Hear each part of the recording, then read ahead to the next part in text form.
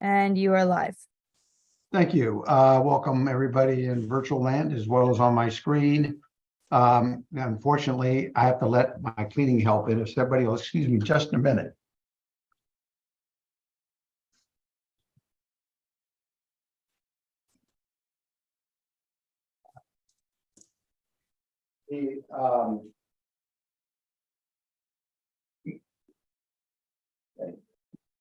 They'll start up the vacuum here in a minute, but I will stop that.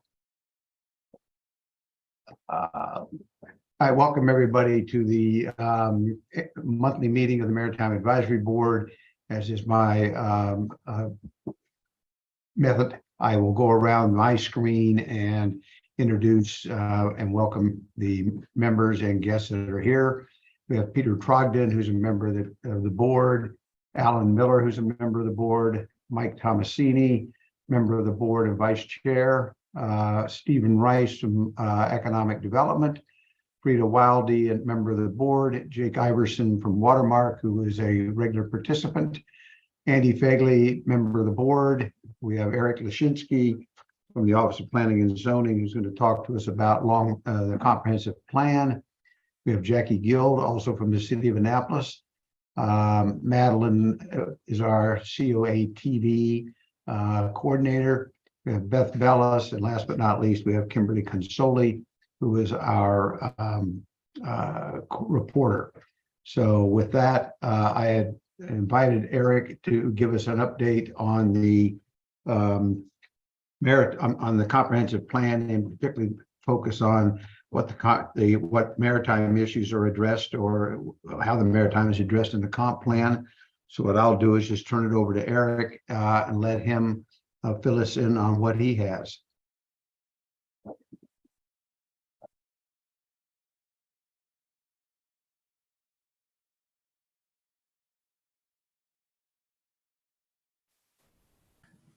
All right, sorry about that. I was trying to unmute here. Actually, I thought you were going to go through the normal meeting minutes technicalities, Terry. So you caught me off guard a little bit. I'm just downloading the presentation here, but bear with me for just a sec. Well, we'll make use of that time. I circulated the minutes to everybody. If is there a motion to accept the minutes from the July meeting? We didn't have an August meeting. So moved. Mr. Tomasini has moved. Is there a second? Mr. Trogdon is seconded. And is there any comments, corrections, or revisions to the meeting, to the minutes? Hearing none, all in favor of adoption of the minutes, say aye or raise your hand. Aye. Aye. Kimberly, it's unanimous. So there you go, Eric. Is that enough time? Yeah, it's opening up right now. So Okay. let me share my screen. Should just be open in just a minute here. I'm going to turn my camera off. Keep my camera on. If my voice starts sounding bad, it's probably a connection issue, and let me know, and I'll turn my camera off. But let's try this for now.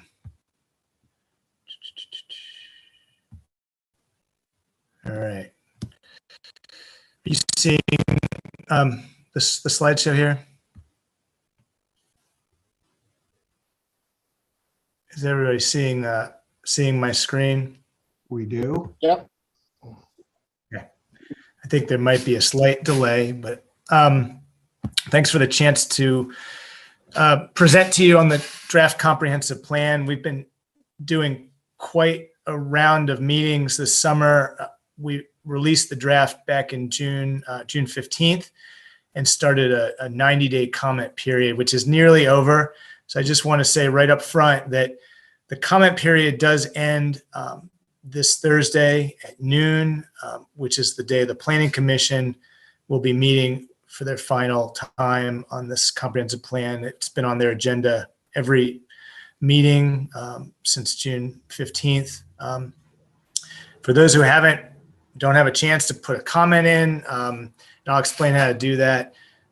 the process will continue with the city council, and I expect there'll be other opportunities for public testimony once it's at the city council. So this is a little bit of boilerplate stuff, but just not going to spend a whole lot of time on it. But my colleague Casey Ortiz in our Department of the Comprehensive Planner has been receiving a lot of comments so far. I think we're up to about 180 comments since June. We have this dedicated website, AnnapolisAhead2040.com. That's where we have the ability to download the whole document. It's also broken out by chapters. And we've been really getting comments from the website where there's comment links, kind of survey links. People send us emails directly to me or to Casey. Council members have been forwarding comments to us. We had a number of in-person meetings, I think about 9 total, and kind of received Post-it notes at those meetings that we recorded. Have been reaching out to a lot of HOAs, civic associations, neighborhood groups. Perhaps some of you were at those. And then after the 90-day review period ends, so the draft plan will go to the city council for an adoption process. The planning commission has to make a recommendation. That's a state code requirement. In talking with our new planning director recently, who has a lot of experience doing comprehensive plans across the state. Perhaps some of you have met Chris Jakubiak. He actually worked on this comprehensive plan as a consultant, so it's great to have him on board. What we're planning to do is update the plan based on comments we received from the Planning Commission before it goes to City Council, and then have the Planning Commission approve the updated plan. So probably will not get to City Council until sometime right before Thanksgiving, and the process may take many more months once it's at City Council to get to an adoption. This is just a graphic view of the schedule. You know, we're in this towards the end of this 90-day comment period. We have had planning commission hearings every 2 weeks. We've had, a range of other outreach throughout that period, as I mentioned. And then we're gonna, this arrow that says City Council adoption will probably get pushed a bit, so we can update the plan. And then the process that the City Council wants to do is really up to them. What we've been following so far is the Maryland Land Use Code, which puts a large amount of authority on the Planning Commission to lead this process, and that's perhaps unique to Maryland. That there's it's not something that's initiated by the City Council, but rather by the Planning Commission, although the City Council does have to adopt it. This is just a quick view of, if you go to AnnapolisAhead2040.com, it first takes you to the city website. There's a button that says review the draft plan. We have some updates below that. We actually have a link to all the comments that we've received. It's kind of a live Excel chart that has all the comments. We've sort of taken out the authors' names, and we don't have the authors in some cases, but when people left comments at in-person meetings, for example. But we've been trying to respond to them, and we will be providing responses on that chart and sort of a guide to how we've addressed the comment. This is what the sort of specific website looks like that's been designed for this comment period. And if you scroll down, there's videos of key aspects of the plan, thanks to our Annapolis TV studio. Madeline in particular helped with those, and all the chapters are broken out, and there's been a calendar at the bottom where we've provided dates for events. So I pulled out key content from the plan. I just want to go through that I think is specific to the Maritime Advisory Board concerns, but this is the structure of the plan, and these 3 kind of city visions: the thriving city, the functional city, the adaptive city. That's where the bulk of the content for the plan resides. There's goals and recommended actions in each of those chapters. And then if you want to just print anything, you don't want to print the whole 400-page document, print the recommended action matrix, chapter 13. That's kind of a summary of every goal and recommended action in the document, organized by topic. And then the appendices are all linked from the website. A number of plans happened concurrent to our planning process for the comp plan. Many of you were involved with the Maritime Task Force strategy that's listed here. We did a blue technology business study and strategy that Stephen was very involved with before I came on board. And so some of these were actually done not necessarily at the behest of our comprehensive planning staff, but just broader city concerns that then informed the comprehensive plan, and we wanted to acknowledge them here. Again, all linked from that website. There's a tab that says appendices, and they're kind of hyperlinks if you want to look at any of these documents. Not going to go too much into the introduction. It's not an executive summary. We probably will be writing an executive summary. That's one of the comments we've received from a number of people. We agree that would be valuable. The introduction does go through a lot of the bigger themes that are in the plan. Equity, health, resilience are the three underlying themes that guide every goal, recommended action in the plan. There's a lot of images throughout the plan to make it more readable, digestible. They're all very current images that talk about Annapolis today, last year or two. We talk about how to use the plan, and it's designed for just about anybody to read. You don't have to be a planner. There may be some jargon in here. We have a glossary at the beginning. It's about 4 pages with a lot of helpful tips for words that you might not know. We want this plan to be relevant to residents of all kinds, property owners, business owners, other kinds of stakeholders, people who are looking to invest in the city. The plan process actually has been about 3 years, before COVID and through COVID and after COVID. That was kind of the defining feature of our process. We pivoted quite significantly to continue to do community participation. I'm really proud of the variety of tools and methods we use to reach people across the city. And we did lean on boards and commissions heavily, like yours, for kind of the obvious reason that we have very engaged, informed, passionate people on the boards and commissions that have very specific knowledge about a lot of the things that need to go into the comprehensive plan. So we met with your board several times. A number of boards were kind of more important, I'd say. Environmental Commission, the Transportation Board, Rec Advisory Board, in addition to the Planning Commission, of course, and Historic Preservation Commission. So going into the actual chapters, I just want to highlight in the municipal growth chapter, which talks about, sort of how the city is going to grow. And it's not just about development, it's with the kind of population that we'll see in the future, kind of businesses we want to have here. And so we do talk about economic development themes, and no surprises. We're not going to be a place that's bringing in major new industries to the city. Frankly, we don't have the space.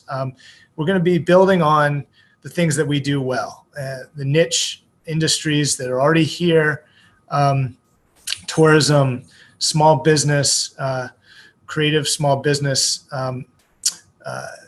investment, the maritime industry, of course, and the cultural economy, which captures everything from events and festivals to day-to-day creative economy businesses, such as those along West Street in the Arts District and other parts of the city. The maritime industry is something that you'll see in many different chapters. And in our land use chapter, which is right after municipal growth, we highlight the success of the maritime districts as an idea, something that we created over 35 years ago. We updated recently in 2021 in terms of zoning and the vision for the districts through the task force recommendations. So we have these sidebar features are kind of snapshots of success stories, and every chapter has a snapshot of a specific project or program or idea or individual in some cases. In the future land use map, which is kind of a vision for the cities, how the city should use its land resources. It's not zoning. A lot of people do confuse future land use with zoning. This is just a vision. It has just a few categories of land use types that define the city into the future. And so like residential, for example, is not broken up into 4 or more residential districts like our zoning code, but just we want to be clear about where our neighborhood, our residential neighborhoods are. We do have a maritime category in light blue. You can see where our districts are today, and those aren't changing. And in several cases, we identify properties that are in those zones today, may not have a maritime use today, but we want to make sure they do have a maritime use in the future. So they would be coded light blue in those cases. I think there's a few where there's a mixed use development, like the Annapolis City Marina, or a residential component that is established. We don't foresee it changing anytime soon, like Tecumseh, for example. I think we labeled the Tecumseh as mixed use, noting that with a lot of our multifamily buildings in the city, there's opportunities to add perhaps a retail component in the future that could serve the neighborhood or the residents there. But by and large, the maritime districts are an established thing in the city, and we want to support them. And so we describe each of the land use categories. After you see that exhibit, you can kind of read through each categories. And so we have a theme for each. It's hard to see on the screen. It says maritime, preserve and strengthen, clearly coming out of the Maritime Task Force recommendations. This is mixed use, residential. I mean, important to acknowledge, I think a lot of the maritime properties in the maritime zones are by nature mixed use, but our zoning code and our vision for them really wants them to be, majority maritime use.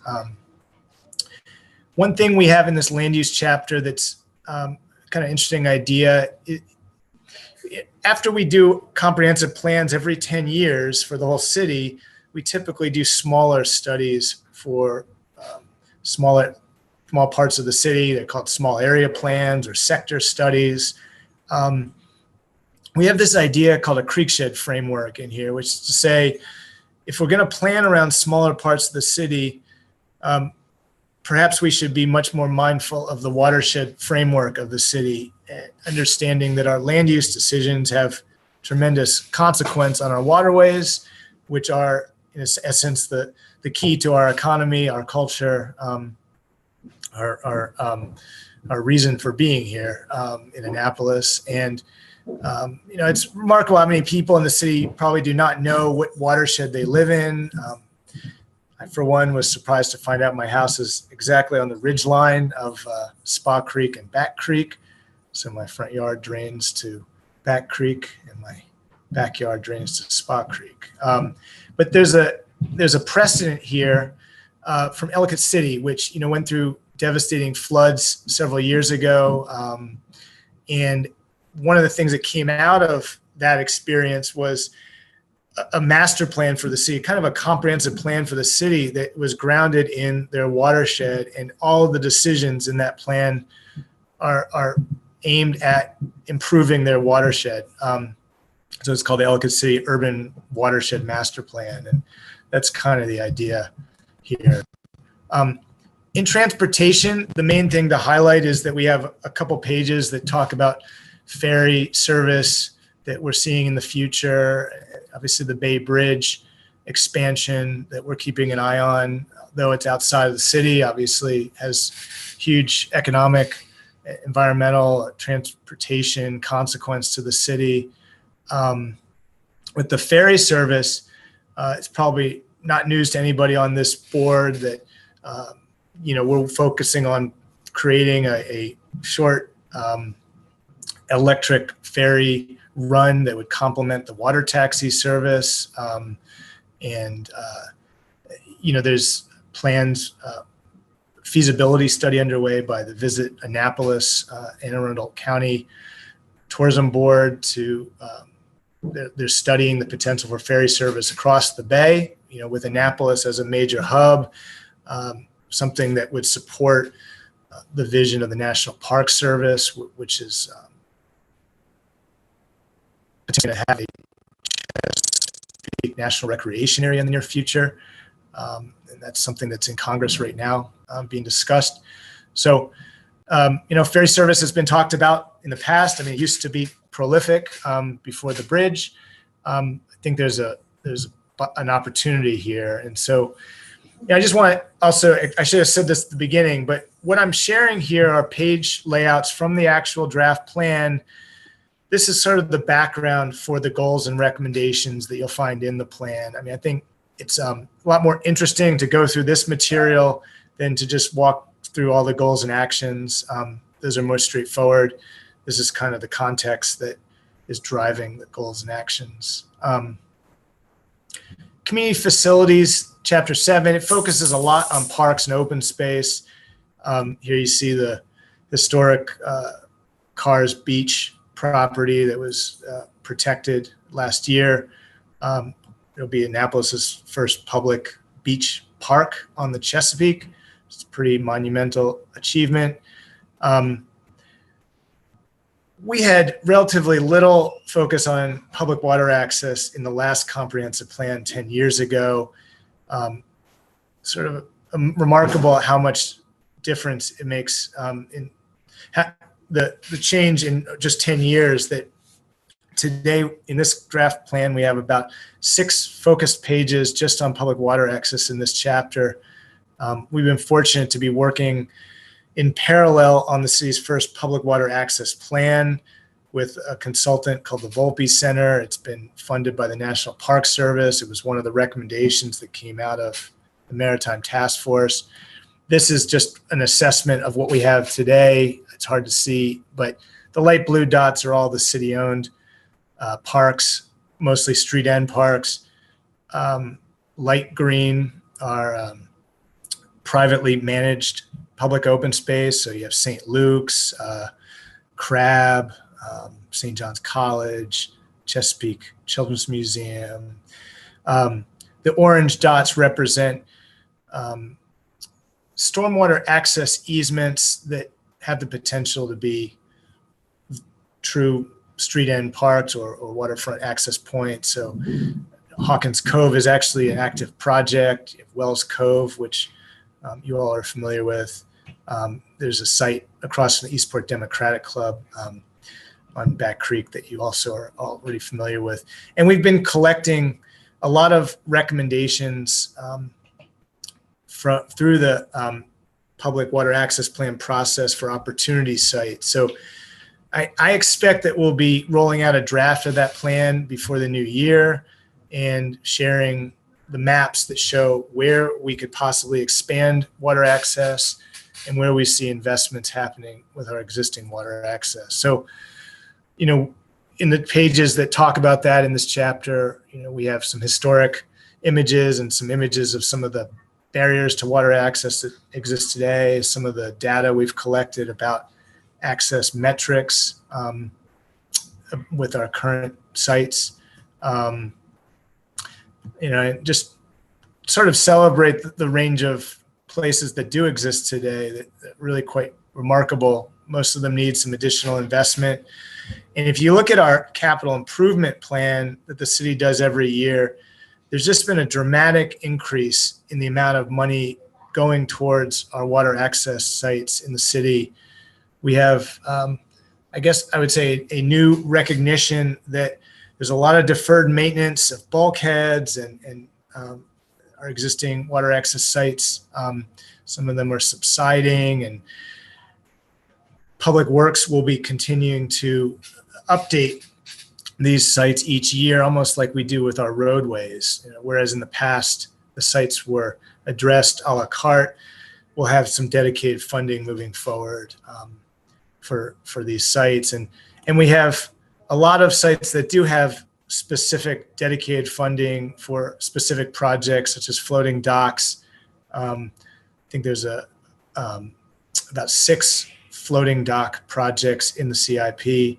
And we have a new category that's called water access planning, that's for sites that may not have a specific scope yet, and we need to figure that out. Like on Weems Creek, for example, there's a new street and park at Tolson Street where there's a natural surface path going down to the water. There's a lot of phragmites. We're trying to figure out what's possible there, and that would be picked up in that CIP project.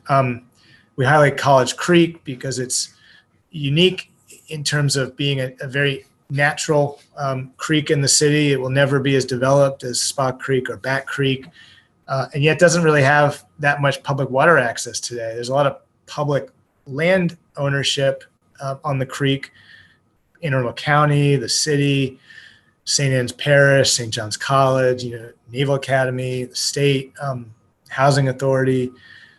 So this is going to become a big focus in terms of how to increase water access, public water access on College Creek. And I expect there to be a specific vision plan when we do our Recreation and Parks Master Plan in the coming year.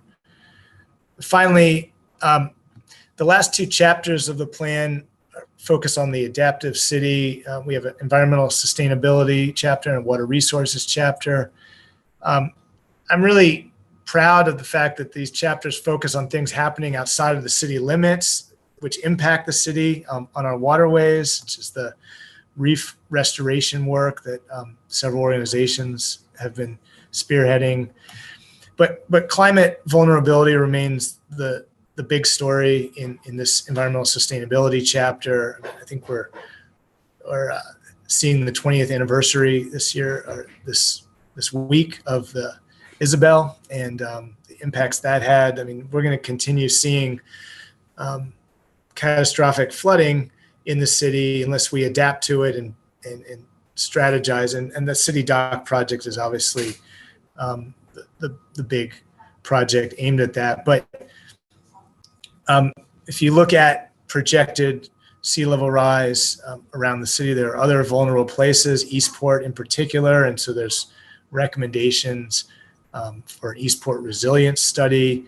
We highlight in red, you can see the oyster restoration areas on the Severn here.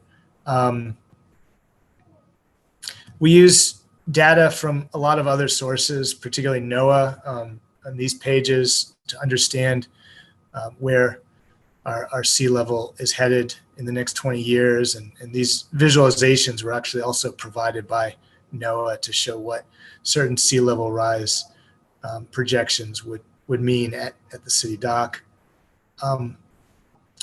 We did an extensive mapping of sensitive areas, primarily riparian areas in the city, that most of which are not developable, but help us understand the sensitive areas where development nearby is going to have larger impact on water quality.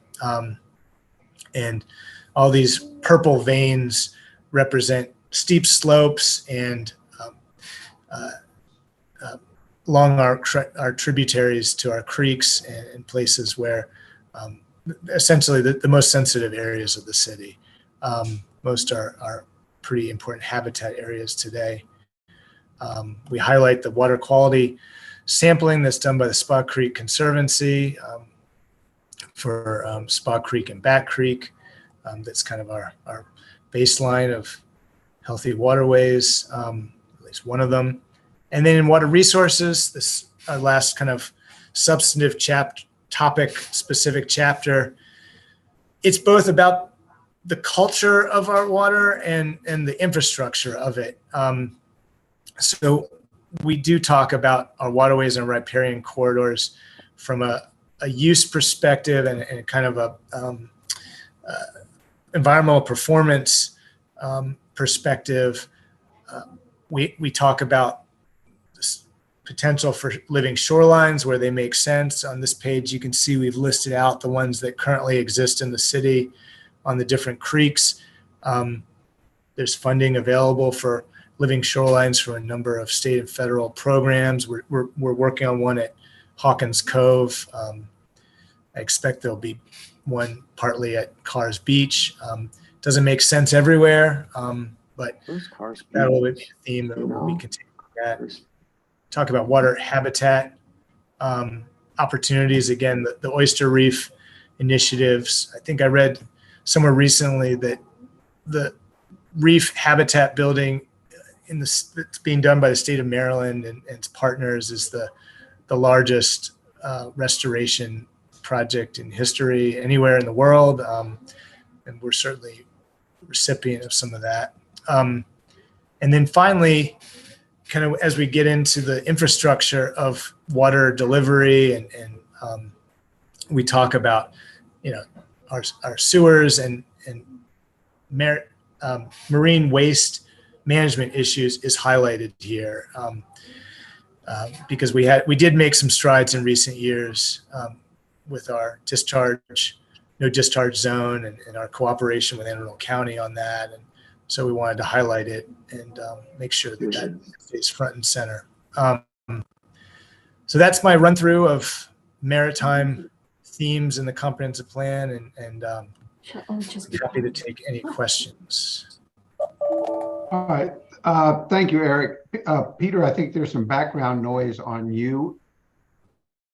So the first, I guess I'll just start. Peter, you're in my top left corner. Do you have any questions or comments for Eric? And I'm just going to go around the board.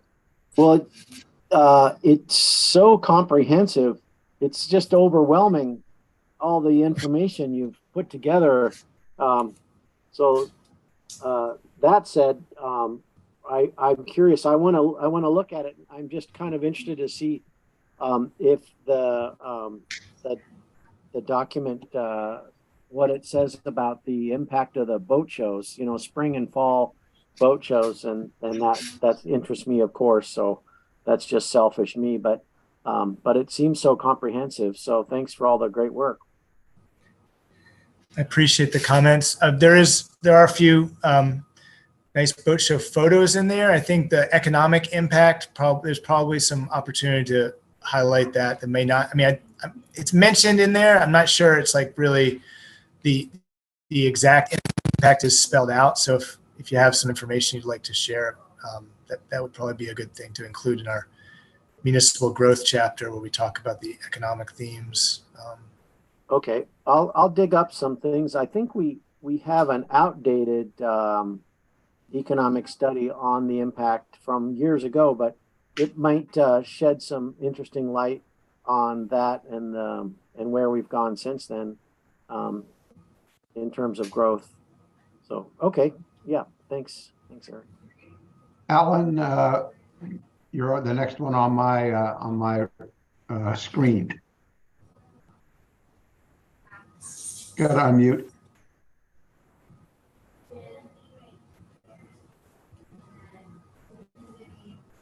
How about now? Okay. Sorry about that. Hey, thanks, Eric. Some amazing work. Just a quick question. You mentioned the comments. Could you characterize the predominance of the comments you've received, or is there a I don't know, a vein or something that seems common in the comments you received from the public or from other people? Yeah, we actually have been working on some charts to summarize what we've heard, and that we'll be sharing with the Planning Commission on Thursday evening.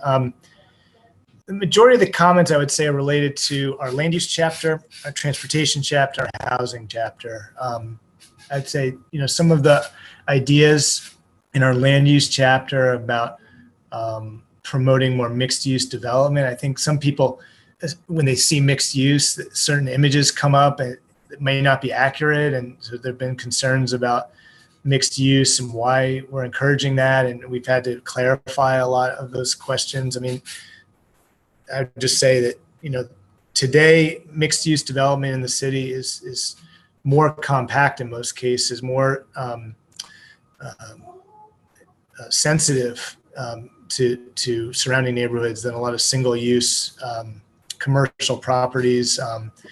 And we're trying to be cognizant of the changing economy, the devaluing of office space. We're trying to provide some flexibility to our commercial properties by and large, by encouraging more mixed use and situating people closer to things they need, amenities, services.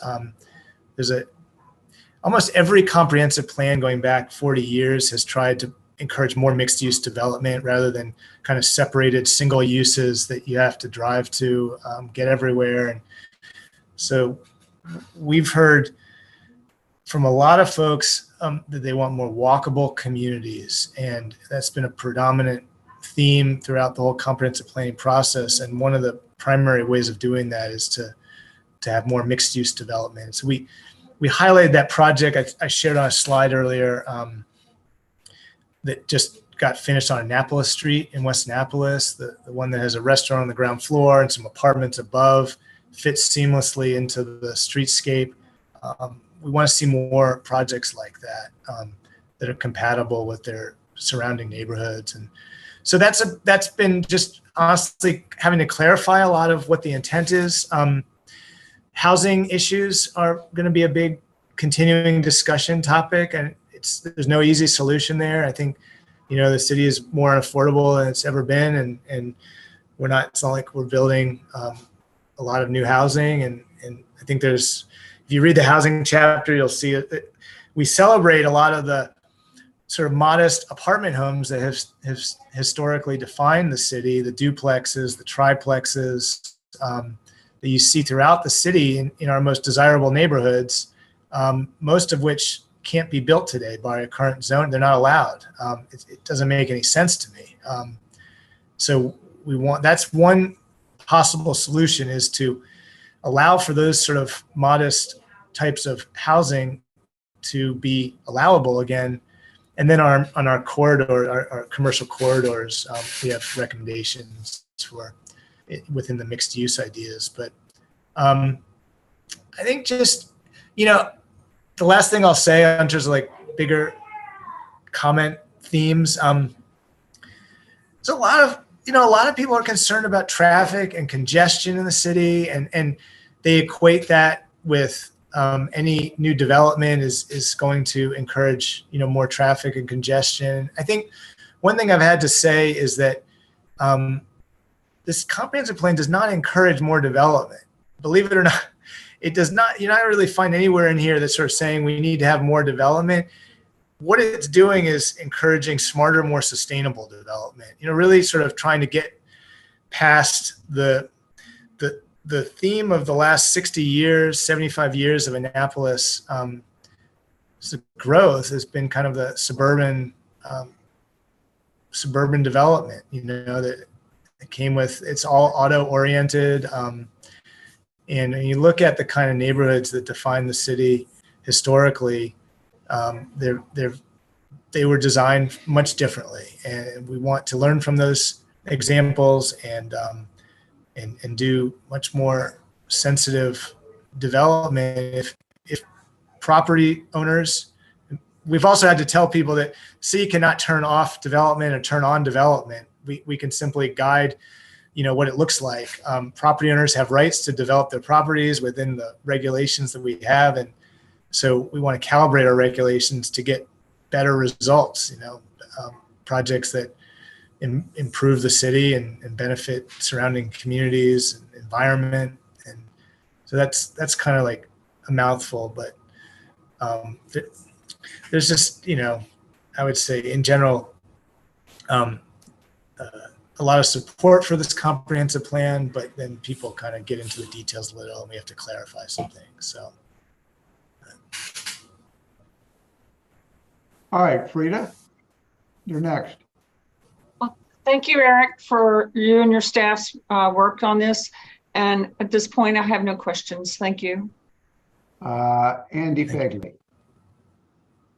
Hello. Hi, Eric. Oh, I look forward to seeing chapter 13, page 362, I guess, is sort of is an action plan, or it is what's actually proposed to be implemented. Is that what that is? It's a summary. Everything in that recommended action matrix, that chapter it's basically just pulling the goals and recommendations from each individual chapter and putting them in one place. And we kind of, we put them in a chart format where we can kind of be clear about who's responsible for implementing that action, what's the relative cost, what's the time frame, is it related to another action? So it's kind of like a cheat sheet, I guess, that personally I'll probably be referring to a lot in the future. Okay, thank you. I'm concerned, about the development that's not immediately in the city per se, like along Forest Drive, and certainly everything to do with parole. Does the city have anything they can do to get some benefit out of all of that, or is it just sheerly the county glomming on to the popularity of Annapolis proper? It's a little bit of the latter, I'd say. I mean, there is a tremendous desire to live in the city. I mean, I don't know why it took so long. No, I mean, but it's not like, the city we've improved the city a lot over the years to a point where we're drawing a lot of people, and a lot of people can't afford to live here. And just outside the city, there is a lot of new development. We participate with the county on almost every plan that they work on. So we do try to get ahead of things. Our counterparts at Anne Arundel County, whether they be the elected officials or the planning staff, are very kind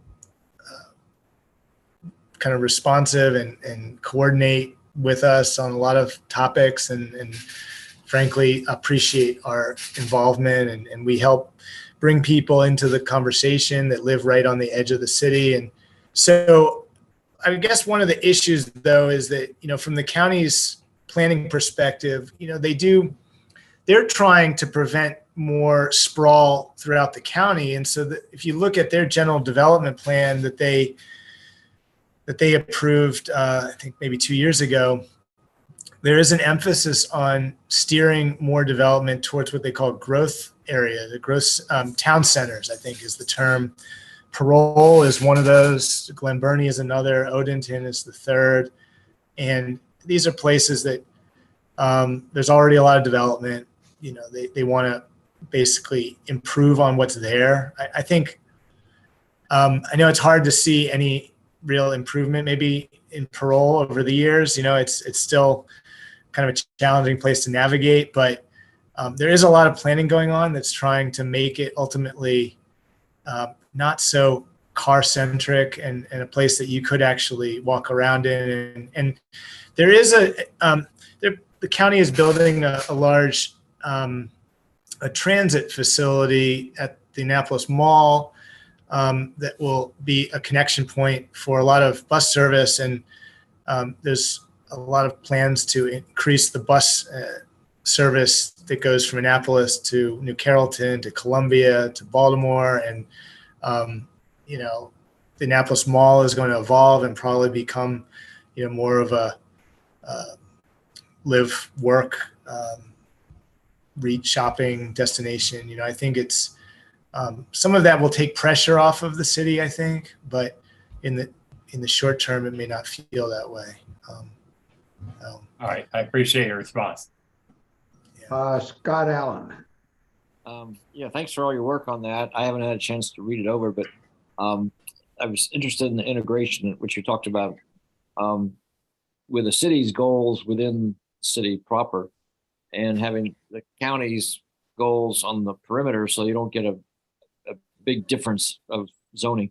But it sounds like you're working on that so that you don't have a ring around Annapolis by the county of a whole different type of zoning, which, we look at it and we see all these apartment developments, and I guess they're all just in the county, out there on Riva Road. And I would be concerned of the building a ring around where these things that you can't build in the city are being built in the county, and you just create a perimeter that's not obnoxious, but maybe overkill. Well, it will be pretty limited. I mean, maybe limited is not the right word. It will be confined. That's not the right word.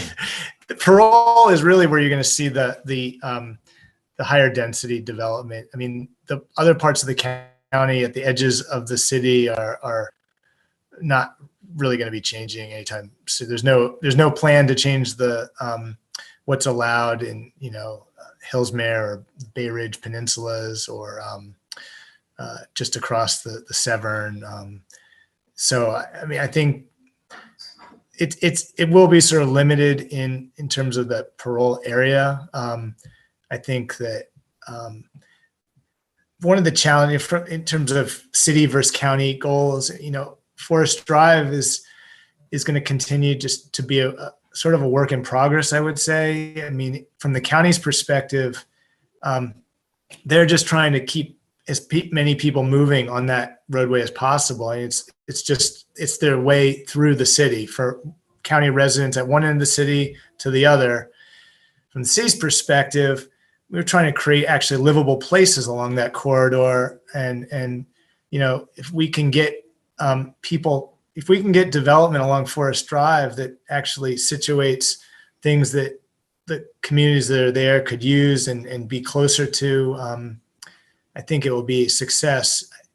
I was at a community meeting along Forest Drive, and somebody just sort of like confessed that they're somebody who has to drive, they have to drive 2 blocks to the CVS across Forest Drive, because it's they don't feel safe crossing the street. And it's a really like a tragic story. I mean, if we can't encourage people, if we don't have roads that are safe to just cross or walk 2 blocks on, it's really hard to imagine making a dent in our traffic and congestion. I mean, that really one of the only tools we have being on a peninsula.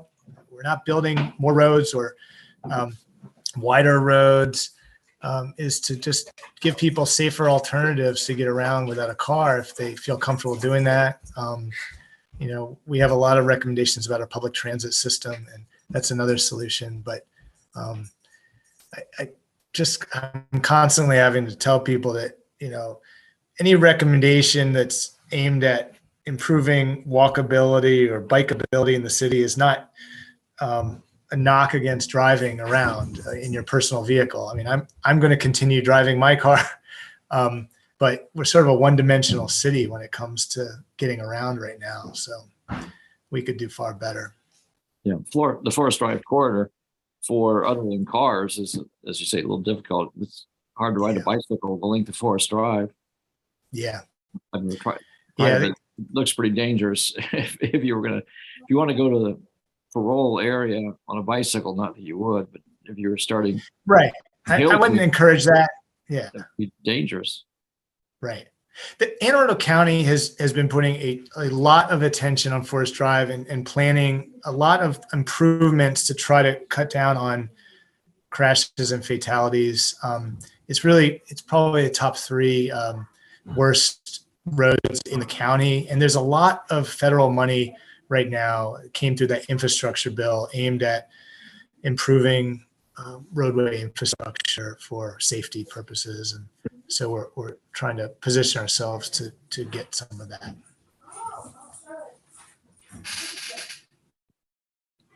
All right, Mike. Thanks, Terry. Eric, I think you ought to be applauded for the amount of outreach you've been doing as part of this process. And I know you're getting tons of feedback. So two things that I heard you say it, and I want to highlight it because it's important to the Maritime Advisory Board is there was almost no concentration on water access or water access improvements in the 2009 comprehensive plan. And it seems to be not only just a hot button issue, but something that has risen to the top. Are you getting a feel from the groups that you're meeting with as to why? Is it just because we all really enjoy the water, or is it because we're seeing access points that were kind of casual are now no longer available? Do you think it's a mix of both? What do you think?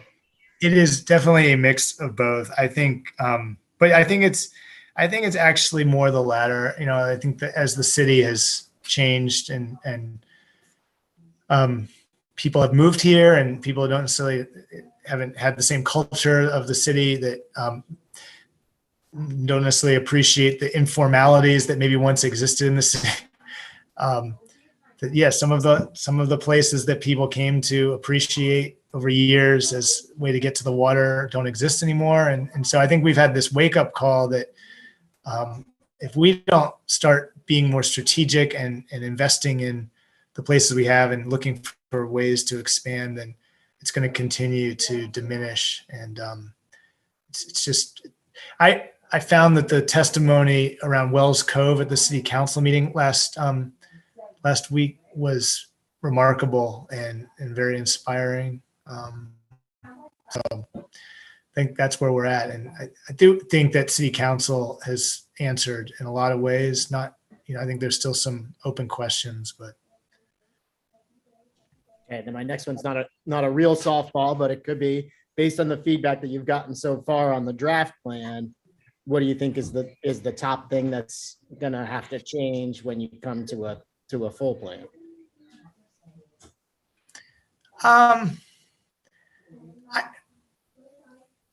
It's not a softball question. No. Well, so some of the things that we've heard that I think are really excellent comments that will definitely be represented as we do updates.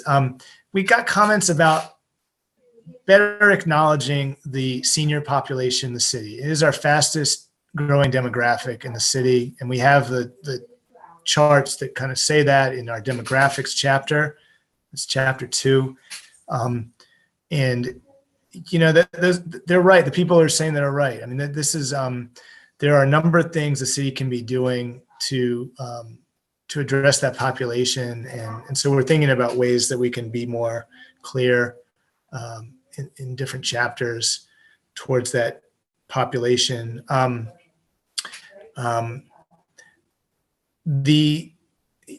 think that we've gotten quite a bit of comments about the housing goals, and I think I've had to really remind people is that this comp plan is trying to continue the conversation about certain ideas. We do have to address our housing affordability issues in the city somehow, some way. Our zoning code doesn't meet fair housing laws, federal fair housing laws. It hasn't for some time because we just don't allow for the kind of housing mix that we should have. So we are going to look at those recommendations a little closer and see what we can do to sort of ensure that people understand that neighborhoods aren't going to be changing overnight because of duplexes that might be allowed. And frankly, the recommendations in this comprehensive plan still need to be implemented in our zoning code by the city council. So it's not, nothing really changes if this plan is adopted. It just gives us something to start to, advance the discussion about what might make sense. But those are like two specific areas. I think also, I talked about mixed use earlier. We're going to probably add some examples of the kind of mixed use development that already exists in the city, so people get a sense of like the range that includes.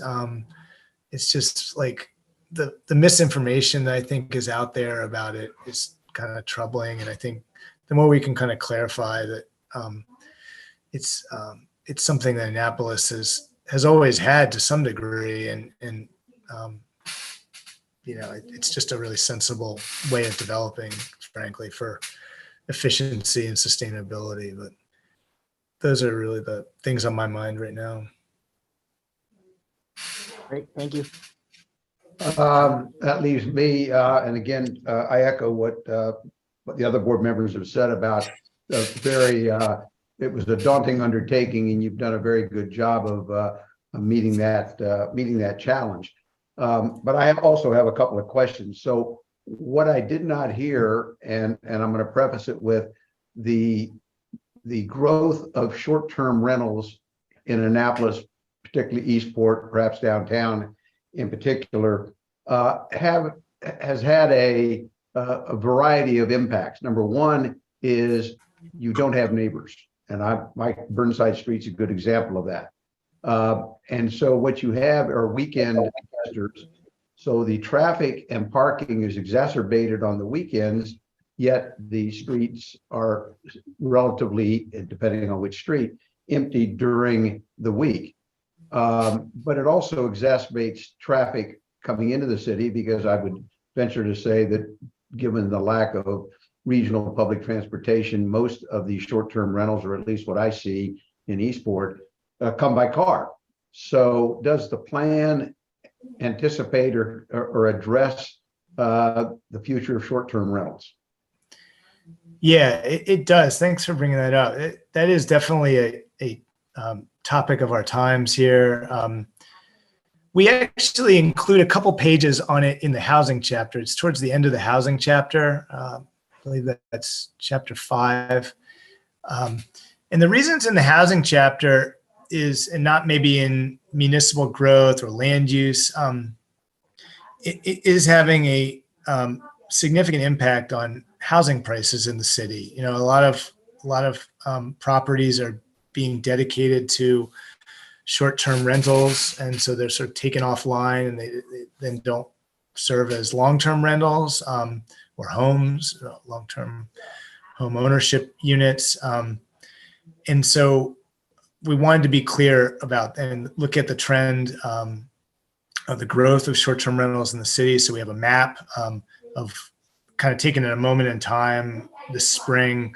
The city does have pretty good way of tracking the short-term rentals. We know which ones are listed and which ones have gotten a license and which ones haven't. We know the rate at which they're growing in the city, and so the neighborhoods that are seeing more of them. And it is a major issue for downtown. So we acknowledge that in both. We have a recommendation. We have one specific recommendation towards short-term rentals, which might not sound like enough, but it's very specific, and it's aimed at fixing the current city's current short-term rental policy, which is today kind of leaves open the potential for somebody to buy a property and with the express sort of speculative intent to short-term rent it in a dedicated way. What we'd prefer in this recommendation, it states that there's value in owner-occupied properties, continue to do short-term rentals, and the income that provides, and the ability for a resident to serve as a guide for tourists, and that they should have that opportunity to do that. But we really want to kind of tailor our short-term rental policy to encourage that type of short-term rental, and not the sort of out-of-town speculative real estate purchase that really just wants to have a dedicated short-term rental in a property all months of the year. And so we heard from downtown residents that, they want long-term residents. They want more of a neighborhood vibe back, and I don't blame them. Sort of one of the ironies is that, years ago when downtown was looked a lot different, we prevented a lot of smaller unit homes from being in existence, apartments. And so we kind of, made it much more difficult to have a duplex, a triplex, fourplex. And so today, it's frankly, when a home comes up for sale, there's very few things that could be other than a single family home or a short-term rental. And I think providing for some more variety would be one of the answers to downtown's issues with residency. But there's also recommendations about how to activate the upper floors of commercial properties downtown, and that's something we're continuing to struggle with. But well, that's how we talk about short-term rentals in the All right, thank you on that. The second is, and it harkens back to the comments about parole and the ring around Annapolis and dovetails into parking and traffic. I don't recall, and you mentioned a bus center at Annapolis Mall, but that sounded like a regional bus center, i.e., park at the Annapolis Mall and take the bus to New Carrollton. Is there any thing in the comprehensive plan or in relation in discussions with the county to provide for some local transportation from the county side, from parole into downtown, so that people who, and there are a lot of apartment units or condo units, I don't know which one there are, or maybe both, that are out along Riva Road, Admiral Cochrane, that corridor. And I venture to say there's a lot of those people will come downtown and they'll drive if there's not some kind of regional, local transportation interconnect between the county and the city. That's a great point, because Anne Arundel County is evolving their transit options quite rapidly right now. If you look at their map and the lines that they offer, they are adding quite a lot of new service. There's a new express line from the parole area to Crofton. They have expanded service from parole to Anne Arundel Community College.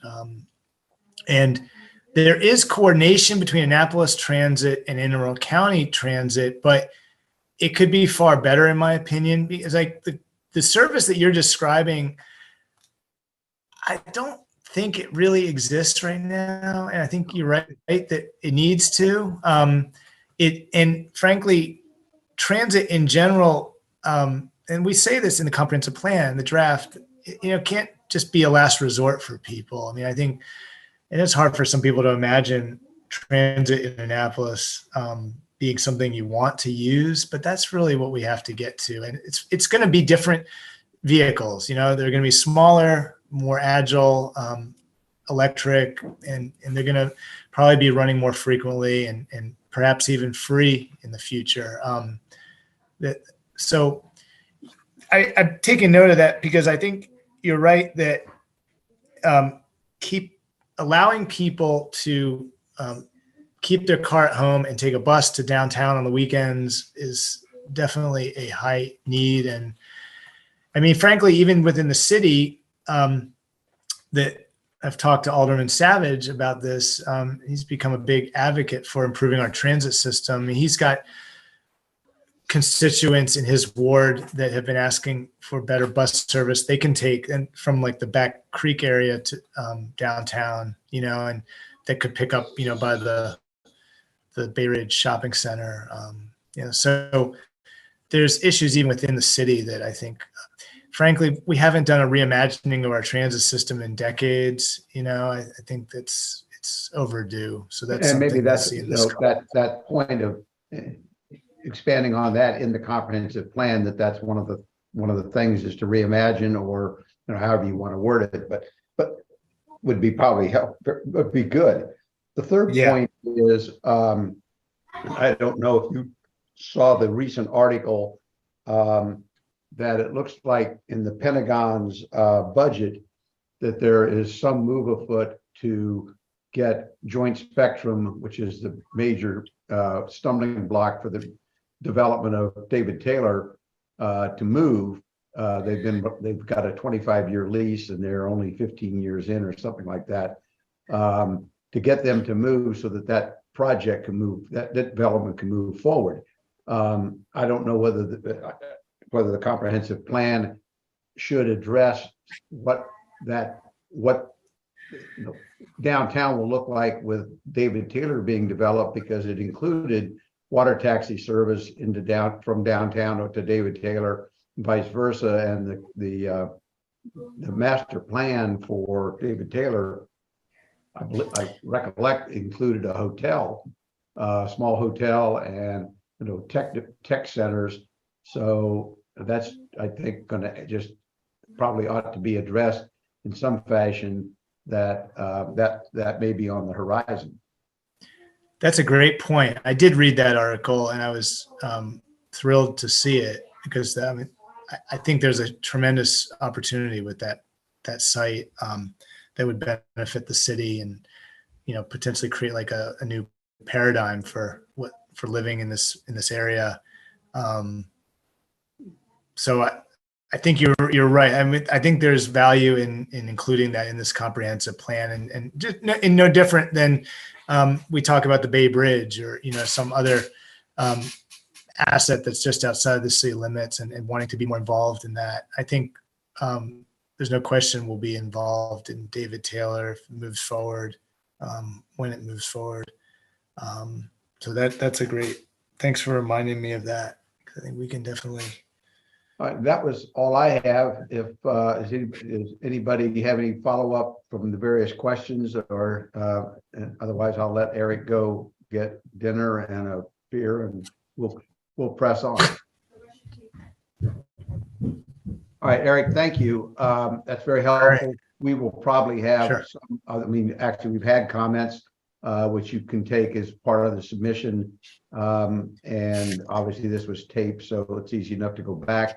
I don't anticipate that we'd have any particular written comments until it gets referred, goes to council and we make a formal recommendations. But I think you've got a pretty good feel of where all the members of the board, where their hot topics were, or hot buttons were. But thanks for joining us. I know we were trying to get it scheduled, and I'm glad we were finally able to do so. Yeah, thank you, Terry. Appreciate everybody on the board, and good questions and comments. Thanks so much. All right, thank you. Stephen, I'll move on to another staff member so you can hopefully get done. What do you have for us on terms of the economic development and task force reports, etc.? Okay, you ready for me? I'm ready. Okay, I'll be quick because I know you have a lot more to cover, but the citywide commercial vacancy rate for August was 5.8%. We had 4 new businesses and 1 business expanding or relocating. Economic development provided outreach and assisted 21 businesses and partners during the month of August. And there was 1 ribbon cutting. It technically wasn't inside the city, but we did attend it with the mayor. Anyway, it was Ball at the Mall, and that's at the Annapolis Mall, the pickleball courts. So we were there for that event. And of course, we just wrapped up the Annapolis Songwriters Festival, and we have the Annapolis boat shows on the horizon, which you all know a lot about. So any questions, Peter can help. And that's it for my economic update. All right. How about the Maritime Task Force reports? Are those trickling in? Yeah, so we finished the report from the standpoint of not asking or chasing down the property owners for any additional information. Based upon the report, I'll give you the roll-up numbers. 63% of the properties are maritime, 26% were non-maritime, and 11% were unleased. The total maritime square footage was 232,628 square feet. The non-maritime square footage was 96,893 square feet. And the unleased was 42,104 square feet.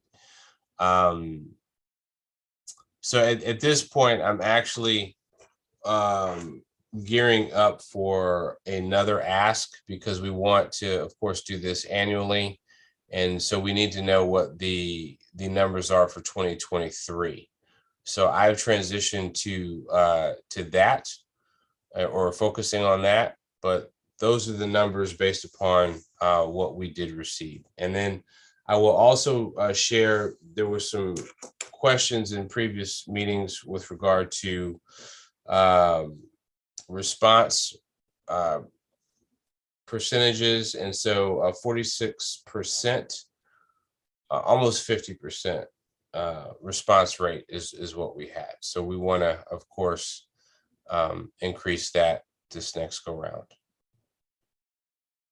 So hearing that that the vacancy rate in the maritime zones are 11% and the overall city vacancy rate is 5.5 or so, leads me to believe that obviously the maritime zones have a higher vacancy rate.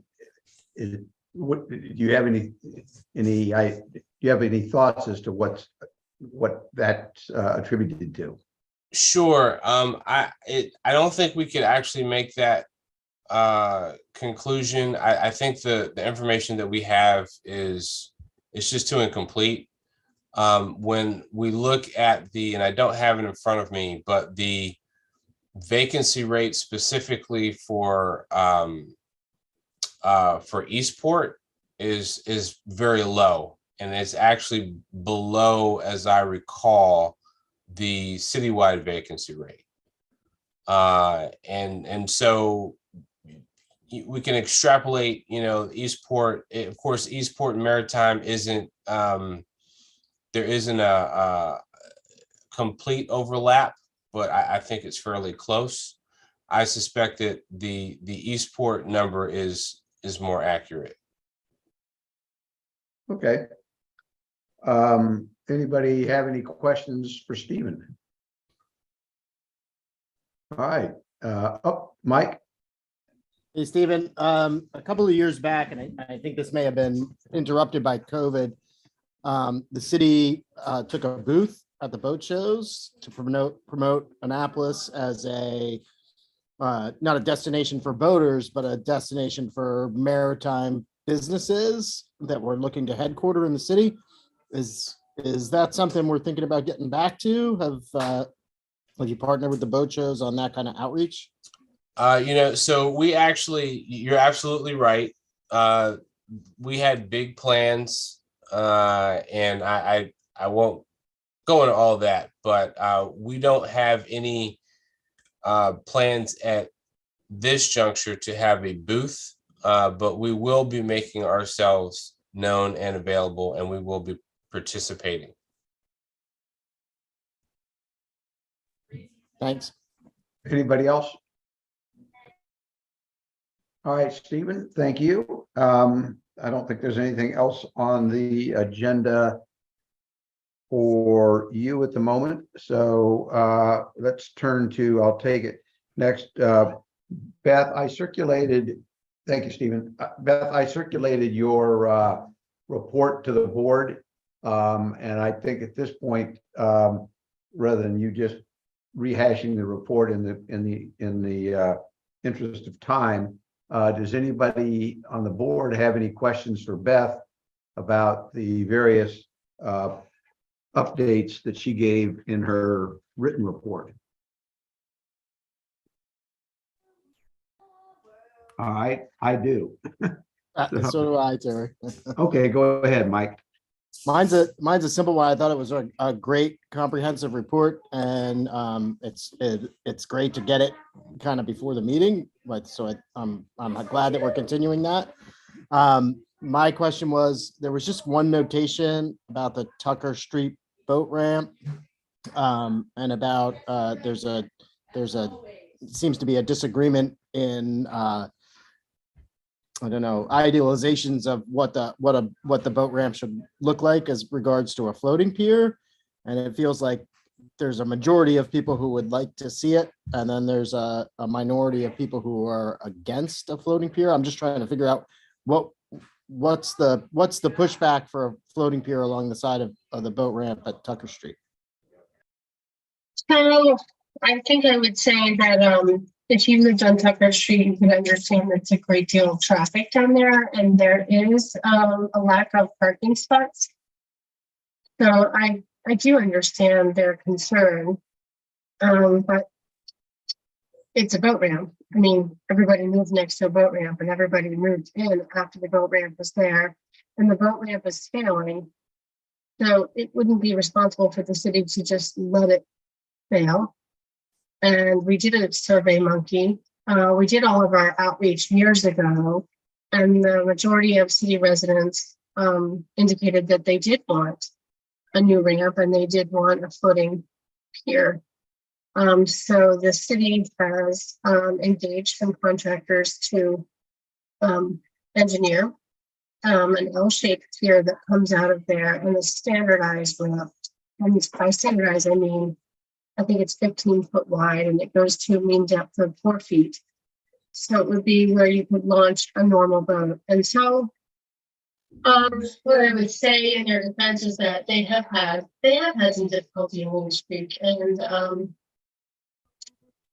I would also say that based on a lot of enforcement, things have changed. And from my perspective, things are reasonably peaceful there. But they do have some enforcement issues there. There are only like 30 permits per year issued. The city council has ruled that saying it's for city residents only is not constitutional, so it is now open for everyone. And Alderwoman O'Neill has tried to bump the price up for non-city residents to try to help with the parking and traffic issues. But I see both sides of the coin. I think if we're going to have a boat ramp, it needs to be standardized and functional. But if I lived on the end of Tucker Street, I would understand their concerns. But so most of the pushback on a floating pier is not the problem is not the floating pier. It's that it could potentially lead to more use of that ramp if we improve it too much. Yes, I think that is the concern. My perspective is that if there was proper enforcement, that can be overcome. But again, I don't know that. So Beth, let me ask you this. Having a boat that is capable of launching at a ramp, one of the things that happens when you launch a boat at a ramp is you launch it, but you need to tie it up to something. And you need to be able to get on it. And by the way, if you don't want the parking right immediately, you need to tie it up long enough to go park your vehicle. So precisely. It just seems to me that it's almost a moot point. You've got to have some kind of a floating facility or a fixed facility adjacent to the ramp to make the ramp useful. Otherwise, people are wading out into the walking down the ramp, which is not probably the best thing to do, and then trying to get on their boat. I would agree, but I suppose getting rid of the ramp, you maybe don't want the ramp to be particularly useful because it's a lot of traffic and there are a lot of parking spaces. Well, we'll stay tuned. Frida?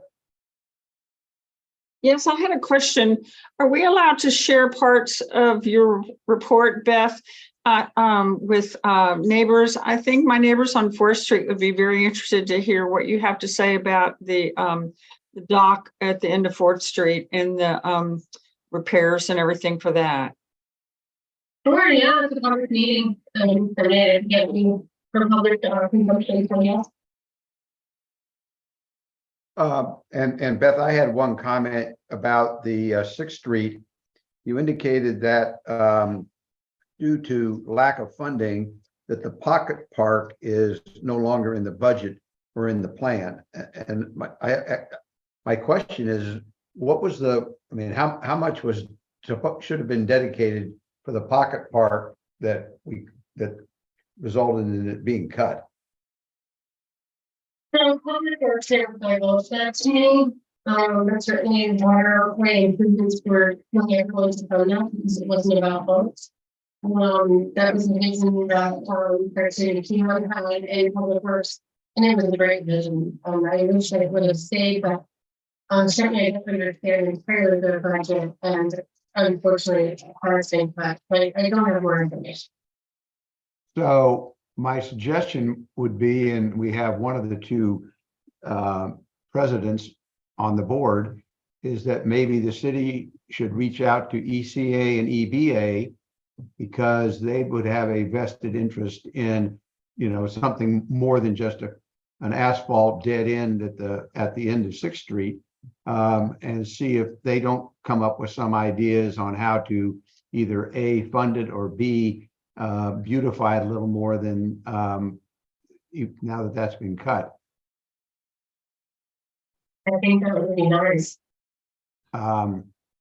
Mike, you want to reach out to either Ross and or ECA or both, and maybe there can be a collaborative effort between EBA, ECA, and the city to, it doesn't have to be a full pocket park, but do something more than just a bare bulkhead. I mean, whether it's the bench or whatever it is, so a la the end of Burnside on Spa Creek or something. Probably not that expensive, but Yeah, sure thing. I'll reach out to Bill from ECA and I'll put it out to my members.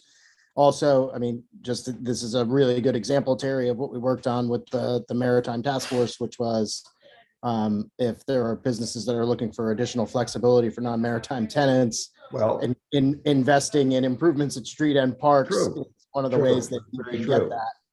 And so this one's a visible one. So I mean, I think that can be solved just with a little bit of collaboration. yeah, agreed. Anything else for Beth on that or on her report? All right, Beth, thank you very much. I hesitate to say you can be excused, but that's the legal term when you let a witness go. So let's look at the agenda. I guess really we're down to Alan or Scott and Alan regarding the Maryland Maritime Hall of Fame. Scott, if you just want to, you've given me a brief update. If you just want to give us a brief update, or Alan, either one. You got to unmute.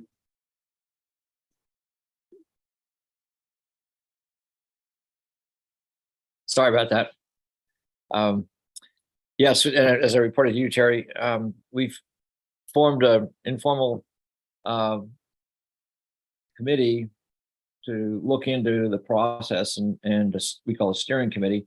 And our small committee, which we had before with Alan and myself, and now with Mike, Tomasini and Terry, we talked about it a little bit.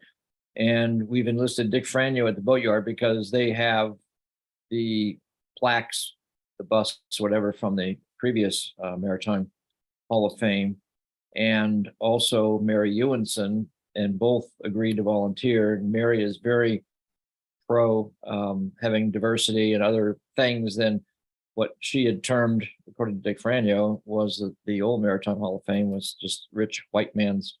And those are the words that apparently Mary used with Dick. And so they had some differences of opinion. I talked to Mary and emphasized that that's exactly what we're looking for the future Maritime Hall of Fame. So she agreed to be on it. And so we have this steering committee with a variety of people, and not just necessarily sailors, but boating backgrounds, but also varying interests. So we're going to have a Zoom meeting just to start creating our own agenda of how this possibly would operate, and give recommendations back to the Maritime Advisory Board over the next few months. Alan, anything to add to that?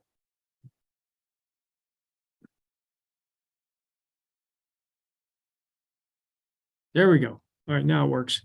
No, Scott and I talked today. I think Zoom meeting followed by an in-person meeting, and just kind of sit down and put all these ideas, including the street-end parks, on the table and see where it goes from there.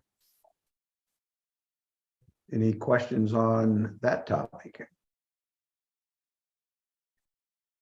Actually, as I'm looking around the screen, Jackie, did you have anything you wanted to add, or were you just listening? I see we have another city individual, so.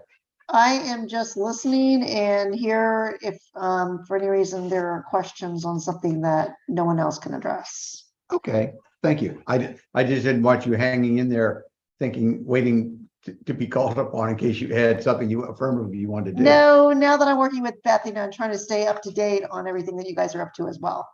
Okay, well, welcome. Look forward Thank to you. having you join us. So we'll jump ahead, jump down to new business. I'll take them in reverse order. I touched on the issue of David Taylor with Eric. There was an article, and I can't remember, it was in something called The Banner or something like that. And I think I circulated it to everybody just for informational purposes, but to keep it on our radar that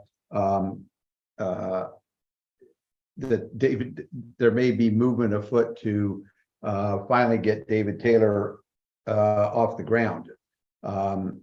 Frida was working with Mike Myron back in the Ellen Moyer mayor days. I was on the David Taylor Reuse Advisory Committee. They called it DTRAC. And so I have a fair amount of information about the project or what was proposed back in 2000, which was basically a tech campus with about 5 mini campuses spread out on the property, a hotel for overnight guests, coming into the tech part of it, a water taxi to and from downtown Annapolis. Unfortunately, there was no maritime use, but now that 20 years has passed, and it may well be that can be revisited